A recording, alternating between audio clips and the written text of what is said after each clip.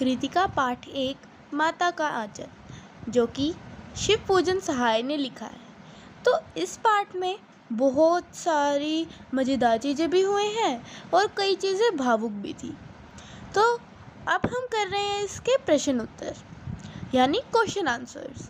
So first question, प्रस्तुत पाठ के आधार पर यह कहा जा सकता है कि बच्चे का अपने पिता से अधिक जुड़ाव था, फिर भी विपदा के समय वह पिता के पास न जाकर माँ की शरण लेता है।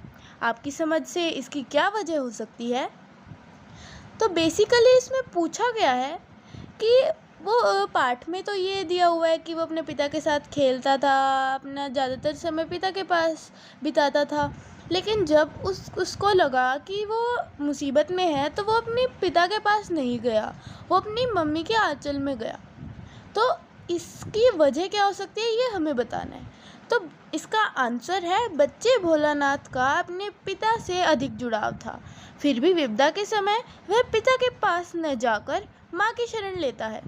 इसका कारण यह है, अब हम कारण बताएंगे। माता के आंचल की छाँव में बच्चे स्वयं को अधिक सुरक्षित अनुभव करते हैं, क्योंकि बच्चे यह बात भली भांति जानते हैं कि माँ उनकी भावनाओं, आवश्यकताओं और दुख को अधिक जानती समझती है। पाठ के ही उदाहरण से इसे समझा जा सकता है।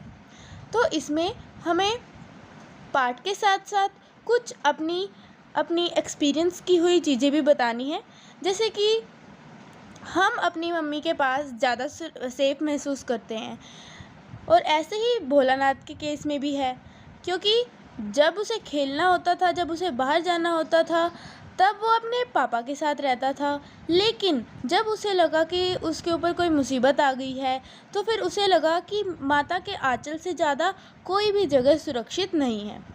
नेक्स्ट क्वेश्चन, आपके विचार से भोलानाथ अपने साथियों को देखकर सिसकना क्यों भूल जाता है? अगर आपको याद हो तो भोलानाथ जब रो रहा था क्योंकि उसकी माँ ने उसे नहला दिया था, तो वो जब अपने पिता के साथ बाहर जा रहा था तो उसे अपने मित्र दिखते हैं और वो रोना धोना सब भूलकर अपने मित्रों के साथ खेलने में लग जाता है। तो ये वही पूछा गया है कि ऐसा क्यों हुआ। आंसर देखिए, भोलानाथ के बहुत सारे मित्र थे।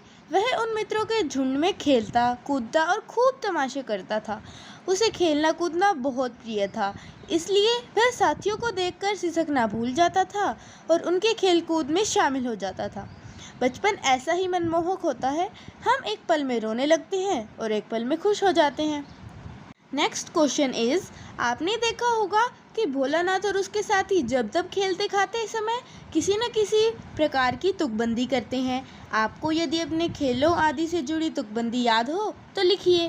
तो ये आप अपने आप भी कुछ भी लिख सकते हैं। मुझे 2 ही याद आए तो मैंने 2 ही लिख दिए। नेक्स्ट क्वेश्चन इज, भोलानाथ और उसके साथियों के खेल और खेलने की सामग्री आपके खेल और खेलने की सामग्री से किस प्रकार भिन्न है? आपने देखा होगा भोलानाथ और उसके साथियों के खेल आज के खेलों से बिल्कुल अलग हैं। आज हम सभी क्रिकेट, खो खो, हॉकी, शतरंज, लूडो आदि खेल खेलते हैं। हम लोग पार्क में जाते हैं, वहाँ फुटबॉल व बैडमिंटन खेलते हैं। संभवतः जिस काल का चित्रण किया गया है उस समय ये खेल व सामग्री न हो। भोलानाथ की खेल सामग्री मिट्टी, वृक्षों की टहनियाँ या घरेलू सामान होता था, जबकि आजकल तो आधुनिक व उत्कृष्ट खेल सामग्री बाजार में उपलब्ध है। नेक्स्ट क्वेश्चन इज, माता का आंचल पाठ में 30 के दशक की ग्रामीण संस्कृति का चित्रण है। आज की ग्रामीण संस्कृति में आपको किस तरह के परिवर्तन दिखाई देते हैं? तो इसमें ऊपर आया था कि संभवतः जिस काल का चित्रण किया गया है तो वो काल कौन सा है? 30 के दशक की ग्राम्य संस्कृति। तो इसका आंसर है 30 के दशक की ग्राम्य संस्कृति और आज की ग्रामीण संस्कृति में बहुत परिवर्तन हो गया है। पहले के लोग बहुत ज़्यादा धार्मिक हुआ करते थे, उसे हम अपने आंसर में लिखेंगे। जैसे पूजा पाठ के संदर्भ में पहले लोग सूर्योदय से पहले उठते थे और नहा धोकर पूजा करते थे और रामायण का पाठ करते थे, और इसके विपरीत अब हम लिखेंगे कि आज की ग्रामीण संस्कृति का क्या हाल है। आज यह परिदृश्य बदल गया है। लोग सुबह देर से उठते हैं, पूजा पाठ से लोगों का कोई सरोकार नहीं रह गया है। रामायण पाठ करना तो दूर की बात है, घरों में रामायण ही नहीं मिलती है। अब प्रश्न 6, पाठ पढ़ते पढ़ते आपको भी अपने माता पिता का लाड प्यार याद आ रहा होगा। आपकी इन भावनाओं को शब्दों में अंकित कीजिए। तो ये आप अपनी अपनी अकॉर्डिंग भी लिख सकते हैं, लेकिन यहाँ पे जो मैंने लिखा है वो भी लिख सकते हैं, वो भी गलत नहीं है।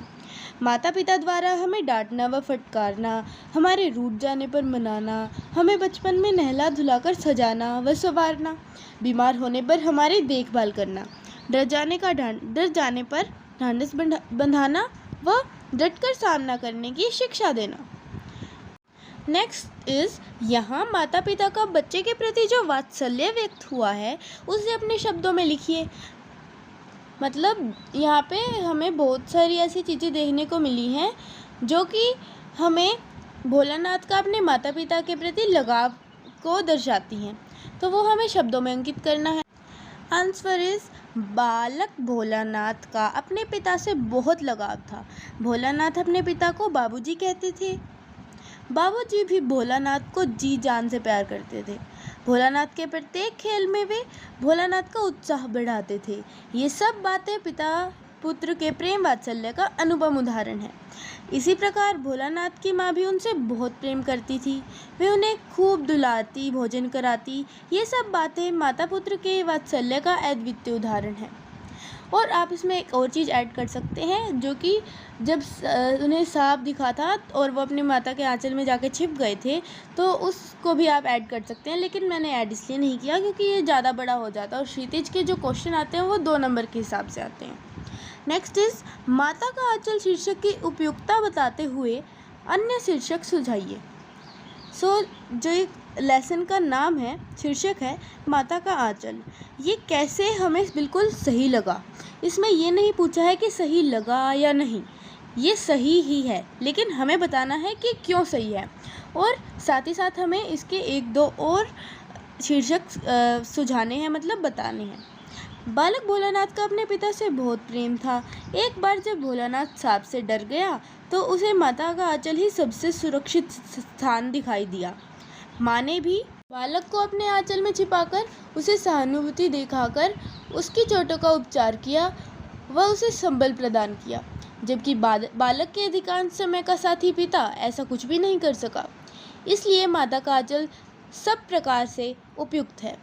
इसके अन्य शीर्षक हो सकते हैं भोलानाथ की माँ की ममता आदि। सो नेक्स्ट क्वेश्चन इज, बच्चे माता पिता के प्रति अपने प्रेम को कैसे अभिव्यक्त करते हैं।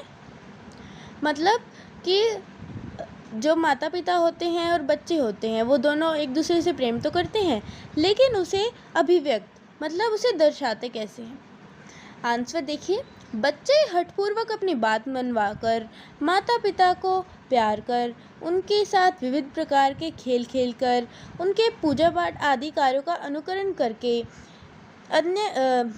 इसी प्रकार की अन्य गतिविधियों के माध्यम से माता पिता के प्रति प्रेम अभिव्यक्त करते हैं। Next question is question 10। इस पाठ में बच्चों की जो दुनिया रची गई है वह आपकी दुनिया से किस प्रकार भिन्न है। मतलब कि इस चैप्टर में दुनिया है वो हमारी दुनिया से बहुत अलग है, क्योंकि उस समय इतनी ज़्यादा फैसिलिटीज़ नहीं दिखाई गई हैं, बट आज तो हमारे पास बहुत सारी फैसिलिटीज़ हैं। प्रस्तुत पाठ में स्वतंत्रता पूर्व के वातावरण का चित्रण किया गया है। उस समय का समाज आज की तरह विकसित और इतना सुख सुविधा संपन्न न था। मजदूर और किसानों के साथ साथ मध्यम वर्ग यानी मिडिल क्लास लोगों का जीवन भी अभावग्रस्त था। इसलिए बच्चों को भी हमारे जैसे सुख साधन उपलब्ध न थे। हमने अपने बचपन को जिन खिलौने के साथ बिताया है उस समय उनकी कल्पना भी नहीं की जा सकती थी। 11th and the last question, पाठ में आए ऐसे प्रसंगों का वर्णन कीजिए जो आपके दिल को छू गए हैं। तो ऐसे तो बहुत सारे प्रसंग थे, लेकिन इसमें से कुछ हम यहाँ लिख देते हैं। जैसे पाठ का सबसे रोमांचक प्रसंग वह है जब एक सांप सब बच्चों के पीछे पड़ जाता है। तब वे बच्चे किसी प्रकार गिरते पड़ते भागते हैं और माँ की गोद में छिपकर सहारा लेते हैं। यह प्रसंग पाठक के हृदय को भीतर तक हिला देता है। इस पाठ में गुदगुदाने वाले प्रसंग भी हैं। विशेष रूप से बच्चे के पिता का मित्रता पूर्वक बच्चों का खेल में शामिल होना मन को छू देता है। पिता का इस प्रकार बच्चा बन जाना बहुत सुखद है, जो सभी पाठकों को गुदगुदा देता है। अगर आपको किसी और पाठ के, कविता के या किसी अन्य विषय यानी सब्जेक्ट के क्वेश्चन आंसर्स मतलब प्रश्न उत्तर या फिर नोट्स या फिर कुछ भी अगर आपको उसमें हेल्प चाहिए तो जस्ट सिर्फ कमेंट कर दीजिए और मैं आपको वो प्रोवाइड करवा दूंगी विद इन 1 और 2 days. Thank you and have a nice day. आपका दिन शुभ हो।